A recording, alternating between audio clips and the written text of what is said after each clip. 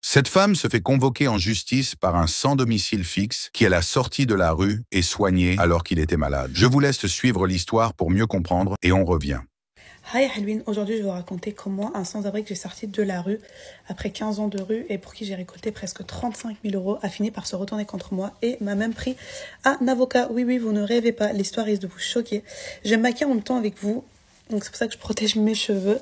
Vous allez vraiment être choqués du coup d'appel d'avocat qui m'annonce qu'il y a une plainte contre moi. C'est choquant. Bref, je rencontre ce monsieur, c'est une abonnée qui m'a parlé de lui, j'étais partie le voir et j'ai mis de la lumière sur son histoire.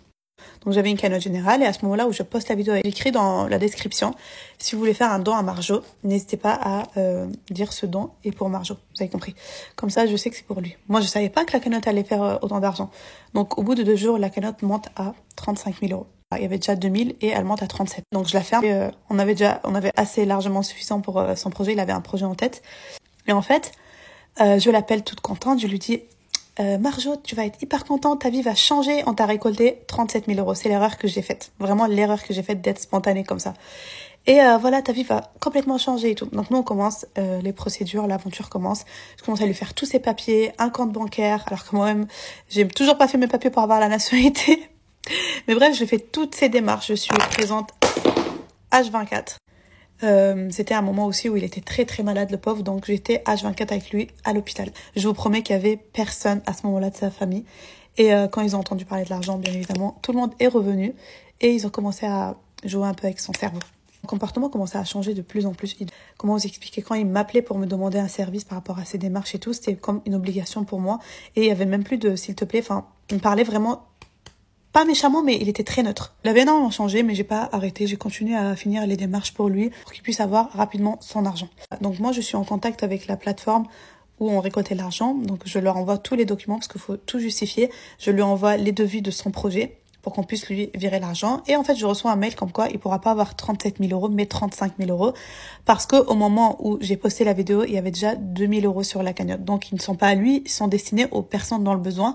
Donc moi je l'appelle, je lui dis l'argent tu vas la recevoir d'ici 2 semaines je crois à ce moment-là, le temps que tout est contrôlé par le service de conformité, parce que eux c'est leur règlement, mais par contre tu vas recevoir 35 000 € et pas 37. Donc là il commence à me dire mais pourquoi on doit porter plainte contre la plateforme? Je dis mais non, mais en vrai Marjo, cette somme elle est pas pour toi, elle était déjà là avant, mais c'est moi qui s'est trompée, tu vois. Et en fait elle est destinée pour les autres personnes, on va aider d'autres personnes avec cet argent là, comme toi on a pu t'aider avec les 35 000. Il était totalement contre. Au bout de 2 semaines il a son argent, il est super content, il me remercie, il me dit bah, moi je suis contente, je suis rassurée, je suis soulagée, je vous jure, parce qu'on a mis du temps à ouvrir son compte bancaire, etc. Enfin franchement c'était beaucoup de démarches. C'était la sortie de son projet, il m'a dit de venir pour lui filmer tout ça et faire de la promotion à son projet. Je lui dis avec grand plaisir, vraiment de bon cœur, je demandais rien. J'avais 3 heures de route, faut savoir, j'avais 3 heures de route. Et lui, il était vers la gare du Nord, il habitait pas très loin, donc il prenait des Uber à ce moment-là avec son argent. Ce jour-là, je lui dis, est-ce que tu peux m'attendre, s'il te plaît? Au moins, je prends le Uber avec toi et j'ai pas 3 heures de route, mais j'ai au moins que 2 heures. Il refuse. Vraiment, il m'a pas donné la raison, mais il ne voulait pas. Et sachant que moi j'avais un rendez-vous le soir, donc j'étais un peu aussi pressée, mais bon, c'est pas grave, je dis ok. Je trouvais ça hyper méchant, mais j'ai même pas pris l'Uber, j'ai pris les transports, le RER et tout. Et je suis arrivée à l'avance, mais il n'était toujours pas là. Sachant que j'avais un rendez-vous, donc à cause de lui, le temps qu'on finit de filmer et tout, je suis arrivée en retard à mon rendez-vous. Il s'est pas excusé, bien évidemment. Et après, c'était que des comportements comme ça. Par exemple, il a été invité à une émission de télé pour raconter son histoire, comment il a pu s'en sortir. Il me l'a pas dit. C'est pas que tu me dois quelque chose, mais j'ai fait partie de cette histoire. Tu vois, normalement, au moins tu me tiens au courant. Je dis, mais t'aurais pu me tenir au courant, Marjo. Pourquoi tu as fait ça? Il me dit, mais j'ai pas à tout te dire. Je dis, oui, c'est vrai. Mais ça, c'est notre histoire un peu. Enfin, tu vois, mais bref, c'est que des comportements comme ça. Et le truc de trop. Un jour, chez un travail, je reçois un appel à monsieur qui s'exprime très bien. Bonjour, je suis l'avocat de monsieur Marjo. Et je vous appelle aujourd'hui concernant l'argent qui lui a été transféré. Il a reçu que 35 000 au lieu de 37 000. Donc vous allez être poursuivi, etc. Je lui dis, mais vous savez que les 2 000 € sont encore sur la cagnotte. Et j'ai tous les mails en fait. À ce moment-là, je me suis dit, et puis au final, j'ai dit, Aya, c'est bon, t'es trop gentil là. Je lui ai dit, écoutez, je vous laisse nous communiquer tout ça par courrier. Et il n'y a pas de souci que l'aventure commence à nouveau, mais une aventure un peu plus négative, quoi.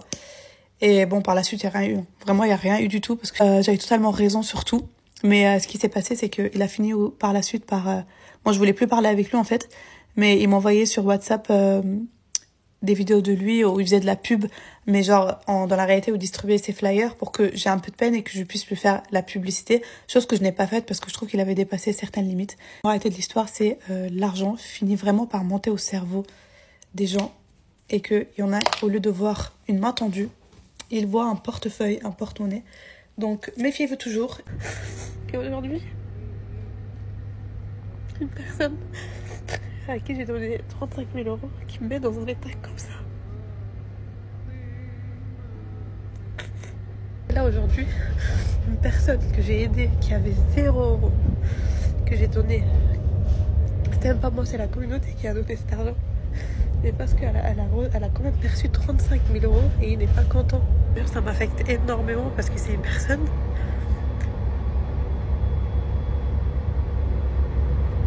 que j'ai juste voulu aider. Et au final, je vous jure que même quand vous voulez aider les gens... Le pire, c'est qu'après ça, l'homme a quand même encore fait une vidéo sur TikTok pour encore appuyer sur les faits que comme quoi elle l'a arnaqué. Écrivez votre avis sur le sujet dans les commentaires et n'hésitez pas à vous abonner pour plus de vidéos.